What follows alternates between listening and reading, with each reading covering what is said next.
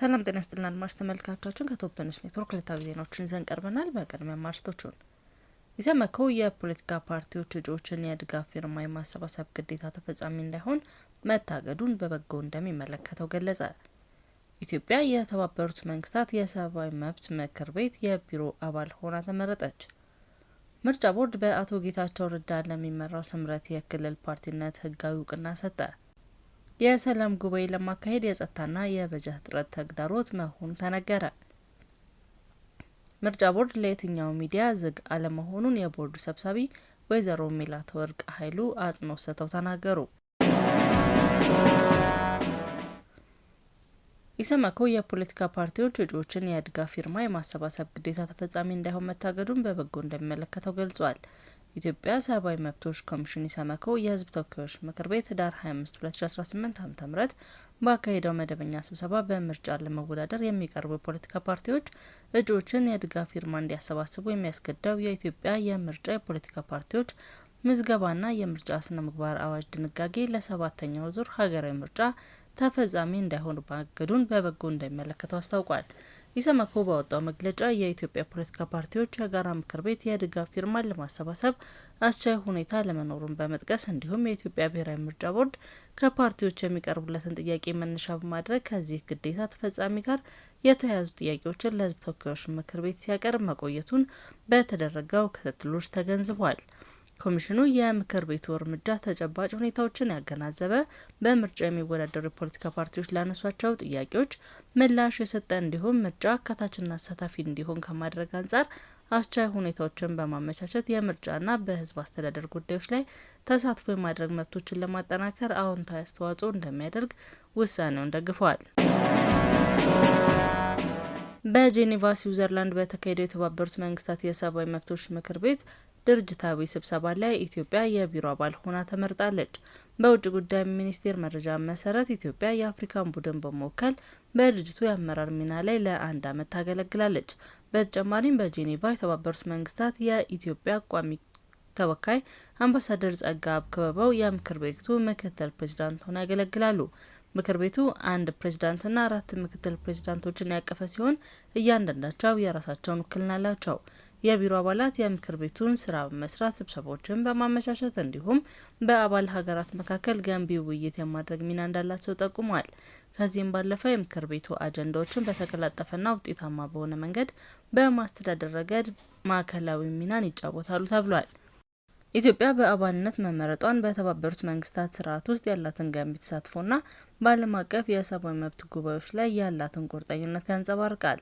ኢትዮጵያ ዓለም አቀፍ ትብብርን ለማጠናከር ከአባል ሀገራትና ከአጋሮች ጋር በቅርበት ለመስራት የሚያስችላትን ጠቁመዋል። በአውሮፓውያኑ 2015 ኢትዮጵያ የተባበሩት መንግስታት የሰብአዊ መብት ምክር ቤት የቢሮ አባል በመሆን ለ1 ዓመት ማገልገሏ ይታወሳል።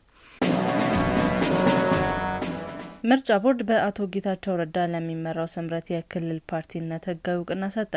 የኢትዮጵያ ብሔራዊ ምርጫ ቦርድ በቀድሞ የትግራይ ክልል ጊዜያዊ አስተዳደር ፕሬዝዳንትና በአሁኑ ወቅት የጠቅላይ ሚኒስትር አብይ አህመድ የምስራቅ አፍሪካ ጉዳዮች አማካሪ ሚኒስቴር ሆነው ማገልገል ላይ ባሉት በአቶ ጌታቸው ረዳ ለሚመራው ትግራይ ዲሞክራሲያዊ ስምረት ወይም ስምረት የክልል ፓርቲነት ህጋዊ እውቅና ሰጥቷል።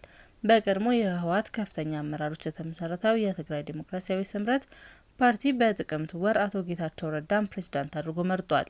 ግንቦት 18 2017 ዓ.ም ከኢትዮጵያ ብሔራዊ ምርጫ ቦርድ ጊዜያዊ የምዝገባ ፍቃድ የተሰጠው ፓርቲ በትግራይ ክልል አዲስ የፖለቲካ እይታ ለማቅረብና ህወሓትም ሆነ ኢህአዴግ በዓለም ማህበረሰብ ዘንድ ይቀርብላቸው የነበረውን ሂስን ከመሰረት ለሚያርም የተመሰረተ መሆኑን መስራቾቹ ገልጸዋል። የስምረት የውጭ ግንኙነት አስተባባሪ ፕሮፌሰር ክንደያ ገብረህይወት ከዚህ ቀደም እንደተናገሩት ፓርቲው የተመሰረተው ዓላማቸው አሁን የደረሰችበትን አስተሳሰብ ግምት ውስጥ በማስገባት የአካባቢውና የሀገሪቱን አጠቃላይ ሁኔታ ታሳቢ በማድረግ እንዲሁም ትግራይ ውስጥ በተለይም አርሶ አደሩ ወጣቱና ምሁሩን እየተቀጣጠለ ያለውን ለውጥ ፍላጎት ለማሟላት ታሳቢ ያደረገ አስተሳሰብ አስፈላጊ መሆኑን በመገንዘብ ነው ብለዋል። ዘላቂ ሰላም እንዲሰፍን የሰላም ጉባኤዎችን እያካሄደ መሆኑን የኢትዮጵያ የሲቪል ማህበረሰብ ድርጅቶች ምክር ቤት አስታወቀ።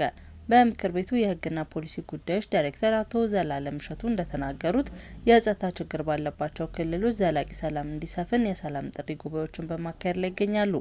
በዚህም ምክር ቤቱ በቅርቡ በትግራይ ክልል ጉባኤውን ማካሄዱን ያስታወሱ ሲሆን ለቀጣይም በአማራ ክልል ለማካሄድ በእቅድ ላይ እንደሆነ አብራርተዋል። ይሁን እንጂ በሁሉም ቦታዎች የመድረስ የጸጥታና የበጀት እጥረት ተግዳሮት መሆኑን አቶ ዘላለም አያይዘው ገልጸዋል። እስካሁን በተደረገው የሰላም ጥሪ ጉባኤ ጥሩ ምላሽ መገኘቱን አንስተው የጸጥታ ችግር ባለባቸው ክልሎች ላይ ጉባኤውን ለማካሄድ እንቅስቃሴዎች እየተደረጉ መሆኑን ተናግረዋል። እንዲሁም በኢትዮጵያ አንዳንድ ቦታዎች ላይ የሚስተዋሉ የጸጥታ ችግሮች ወደ ዘላቂ ሰላም እንዲመጣ እንዲህ አይነት የሰላም ጥሪ ጉባኤዎችን እንደሚያስፈልጉ ጠቁመዋል። የጸጥታ ችግር ያለባቸው ክልሎች ዘላቂ ሰላም እንዲሰፍን ብሎም ወደ ውይይት እንዲቀርቡ የማድረግ ስራ እየተሰራ ስለመሆኑ አቶ ዘላለም ተናግረዋል። ምርጫ ቦርድ ለየትኛው ሚዲያ ዝግ አለመሆኑን የቦርዱ ሰብሳቢ ወይዘሮ ሜላትወርቅ ኃይሉ አጽንኦት ሰጥተው ተናገሩ። የኢትዮጵያ ምርጫ ቦርድ ለየትኛው ሚዲያ ዝግ አለመሆኑን የቦርዱ ሰብሳቢ ወይዘሮ ሜላትወርቅ ኃይሉ ተናግረዋል። ሰብሳቢዋ ይህንን ያሉት ለመገናኛ ብዙኃን ጋዜጣዊ መግለጫ በሰጡበት ወቅት ነው። በዚህ ወቅት መገናኛ ብዙኃን አንድ ለአንድ ቃለ መጠይቅ እንደሚጠይቁ የገለጹት ሰብሳቢዋ ያንን ቃለ መጠይቅ መስጠት ይገባል ብለዋል። ሆኖም ካለው የስራ ጫና አንጻር ማግኘት የማይቻል ከሆነ አንድ ላይ ሰብሰብ ብለን የሚነሱ ጥያቄዎችን ቦርዱ መመለስ ስላለበት ጋዜጣዊ መግለጫዎች መዘጋጀታቸውን አስታውሰዋል። አያይዘው ምርጫ ቦርድ ለየትኛው ሚዲያ ዝግ አለመሆኑን አጽንኦት ሰጥተው ተናግረዋል። አድማጭ ተመልካቾቻችን ከቶፕ ኒውስ ኔትወርክ ላይ የተያዝናቸው ዜናዎች እነዚህ ነበሩ። መልካም ቆይታ።